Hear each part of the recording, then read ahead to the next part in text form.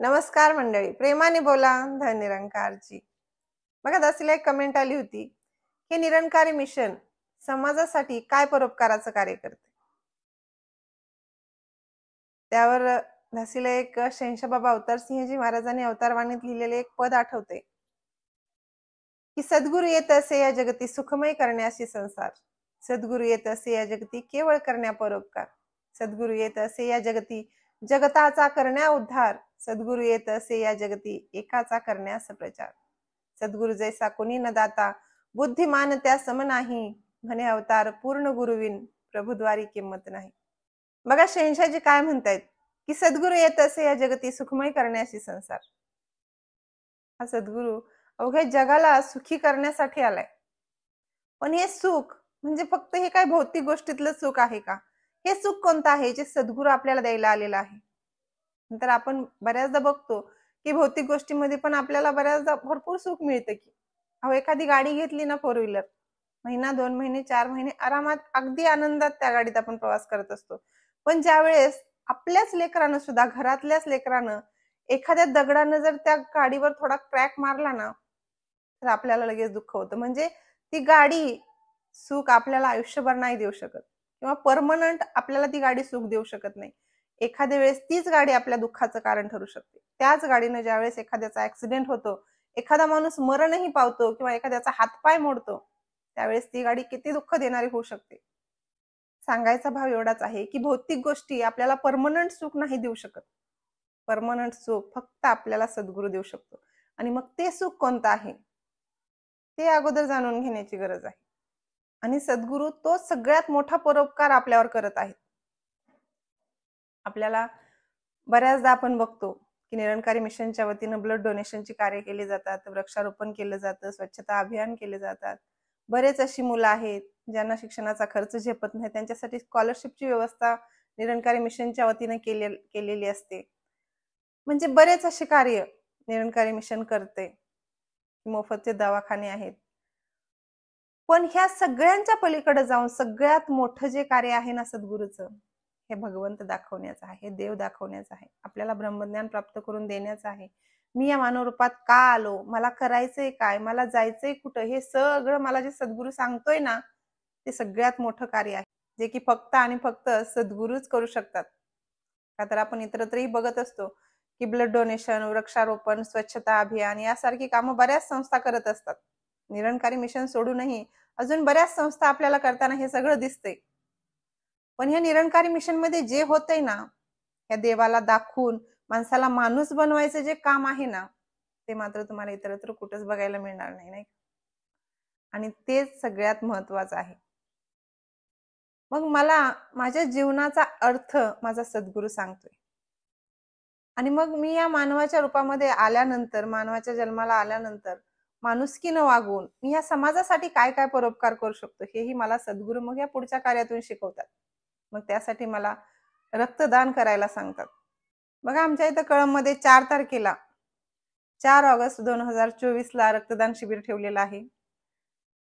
पहा त्या निमित्तानं दासी तुम्हा सगळ्यांच्या चरणी एक विनंती करेल की या रक्तदान शिबिराच्या निमित्तानं का होईना या आमच्या कळंबला, का तर तुमच्या सगळ्यांच्या दर्शनाचा लाभही होईल. आणि त्या दिवशी सत्संग हे आहे 5 ते 7 या वेळेमध्ये संध्याकाळी. आणि या निमित्तानं तुम्हा सगळ्यांचे संत महात्म्यांचे चरणही लागतील दासीच्या घराला. त्याच्यामुळे दासी आवर्जून तुम्हा सगळ्यांना आमंत्रित करते की रक्तदान शिबिरा दिवशी आमच्या कळंबला या. मग एखादा माणूस ज्यावेळेस एक 200 रुपयाचा फुलाचा बुके घेऊन येतो आणि त्याचबरोबर एक 200 रुपयाचा थंड पाणी होण्यासाठी एक माठही घेऊन येतो, त्यावेळेस अपेक्षा जास्तीची कुणाकडून असते. माहित असतं माणसाला की 200 रुपयाचा बुके खराब होणार आहे संध्याकाळपर्यंत, तो टाकूनच येणार आहे, काही फरक पडत नाही. पण ज्यावेळेस तो 200 रुपयाचा माठ आहे ना, तो जर समजा गलतीनं फुटला तर किती त्रास होणार आहे हो, किती दुःख होणार आहे. म्हणजे सांगायचं तात्पर्य एवढंच आहे दासीचं की आपल्याकडून जर एखाद्यानं अपेक्षा ठेवलेली असेल ना तर त्याला तडा जाऊ नये.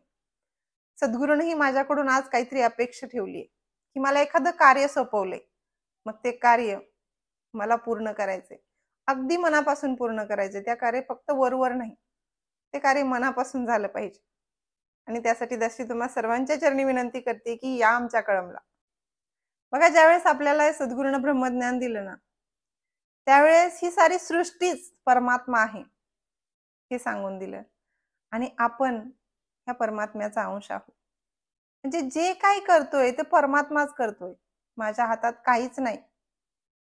मग कळमला बोलवणारी मी कोण आणि कळमला येणारे तुम्ही कोण, नाही का? त्याच्यामुळे जे काही होतंय ना ते याच्या इच्छेनं होतंय. जे काही होणार आहे तो हाच करणार आहे. फक्त आणि फक्त आमचा तेवढा विश्वास बसला पाहिजे की जे काही होतंय ते माझ्या चांगल्यासाठी होतंय. नाहीतरी माणसाला हे लवकर कळत नाही हो. बघा, दासीला ह्याच्यावरून छोटंसं उदाहरण आठवतंय. सत्य घटना आहे बघा.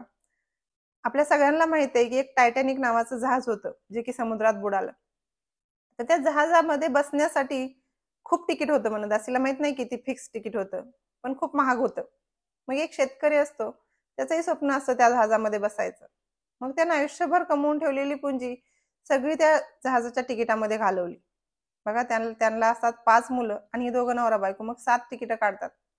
आता 7 तिकीटं काढल्यावर एवढा मोठा खर्च झालेला असतो, पण सगळ्याला आनंद असतो की त्या जहाजामध्ये बसायचे.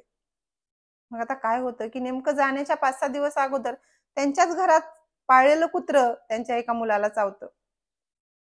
आता कुत्रं चावल्यानंतर एवढं चावतं की ते प्रवास करण्याच्या ह्याच्यातच नसतात. मग आता काय करायचं, काय करायचं सगळेजणांना विचार पडतो. बायको म्हणती, मी आणि तो मुलगा आम्ही दोघं घरी राहतो, बाकीचे तुम्ही जा. मग असंही करू वाटेना त्यांना. आता या दोघांना घरी ठेवायचं, त्या मुलाची तसली अवस्था आणि आपण कसं जायचं, सगळा विचार करून करून त्यांनी एकदा ठरवलं की ठीक आहे, जाऊ द्या, गेले ना पैसे जाऊ द्या, पण आपण कोणीच नाही जायचं. म्हणून ते गेले नाहीत. सगळे जणांनी कॅन्सल केलं. सगळ्याला खूप दुःख झालं हो. त्या कुत्र्याचा तर एवढा तिरस्कार होऊ लागला, त्याला सगळे चिडचिड करायला लागले. का तर त्याच्यामुळे हे सगळं झालं. आमच्या आयुष्यभराची पुंजी सुद्धा सगळी त्या तिकिटामध्ये गेली आणि शेवटी तो आनंदही घेता आला नाही. आणि शेवटी काय झालं बघा, ज्या दिवशी ते जहाज सुटलं ना, गेलं, त्याच्या दुसऱ्या दिवशी बातमी आली की ते जहाज समुद्रामध्ये बुडालं. मग त्यावेळेस यांची अवस्था काय झाली असेल? सगळ्यांना वाटू लागलं की कुत्र्यामुळे आपण वाचलो. म्हणजे हे कळालं कधी? हे कळायला 5-7 दिवस लागले. अहो, काहींना हे कळायला वर्ष लागतात, काहींना हे कळण्यासाठी अख्खं आयुष्य निघून गेलं तरी सुद्धा कळत नाही. मग आज आपल्याला तरी हा सद्गुरू जीवनामध्ये आलाय. आपल्याला सद्गुरू सगळं काही समजावून सांगतोय की जे काही करणारा करता करवित आहे हा भगवंत आहे, फक्त निमित्त मात्र आपण आहोत. मग आपण एखाद्याच्या वाईट कार्यामध्ये निमित्त बनू नये. एखाद्याच्या चांगल्या कार्यामध्ये आपल्याला कुणीतरी निमित्त बनवावं किंवा आपण निमित्त व्हावं, असं आपल्याला वागायचं आहे. त्यामुळे जे काही सद्गुरूचे आदेश उपदेश आहेत ना, आपल्याला फक्त आणि फक्त ते पाळायचे. बघा, सद्गुरू ह्या समाजासाठी बरीच अशी समाज उपयोगी कामं करत आहेत. मग आपल्यालाही यामध्ये थोडा का होईना खारीचा वाटा उचलायचा आहे आणि आपलंही सहकार्य या कार्यासाठी करायचं आहे. बघा, हे रक्तदान शिबिर झालं, तसंच वृक्षारोपणही गेल्या महिन्यात झालं. त्याच पद्धतीनं दरवर्षी स्वच्छता अभियानही आपण करतो. बऱ्याच ठिकाणी सरकारी दवाखाने स्वच्छ केले. आता तर स्वच्छ जल स्वच्छ मन हे अभियान सद्गुरू राबवत आहे. त्यामुळे नदी नाले सगळे काही आपण स्वच्छ करतच आहोत. आणि हे सगळं बघून जग सुद्धा आश्चर्यचकित होत आहे.